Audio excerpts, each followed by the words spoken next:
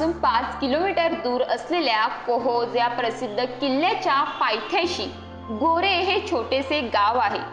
याच आदिवासी गावातील साईनाथ पारधी यानं 17 वर्षाखालील गटाच्या जागतिक कुस्ती स्पर्धेत 51 किलो गटात कांस्य पदक जिंकण्याचा पराक्रम केलाय।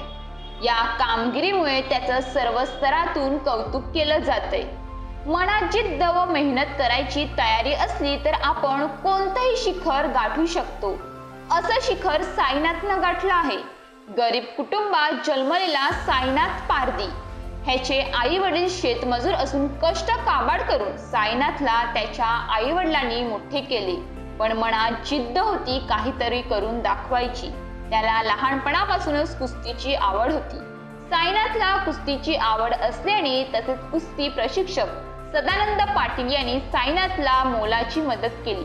त्यानंतर साईनाथने मेहनत करून आज तो उंच शिखरावर पोहोचला आहे।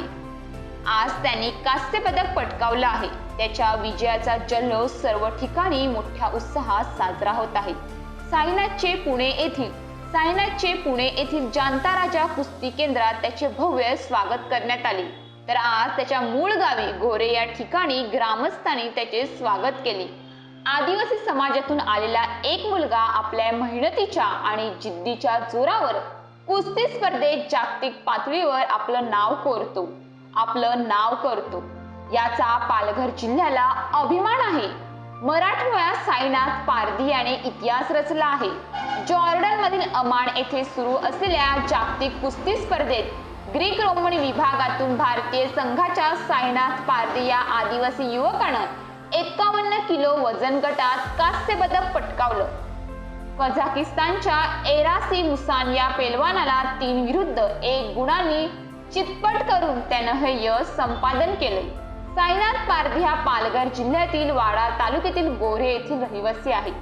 सुरुवातीला त्यानं भाईंदर येथील गणेश आखाड्यातून कुस्तीचे धडे गिरवले। कुस्ती प्रशिक्षक सदानंद पाटील यांनी साईनाथला मोलाची मदत केली।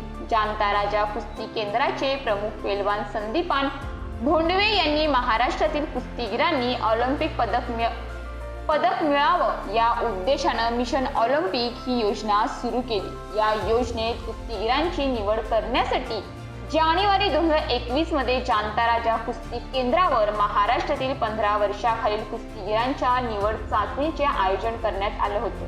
या चाचणीत महाराष्ट्रातील 166 पेलवानांनी सहभाग घेतला। त्यातून मिशन ऑलिम्पिक साठी 10 पेलवानांची निवड करण्यात आली। त्यात साईनाथचाही सहभाग होता।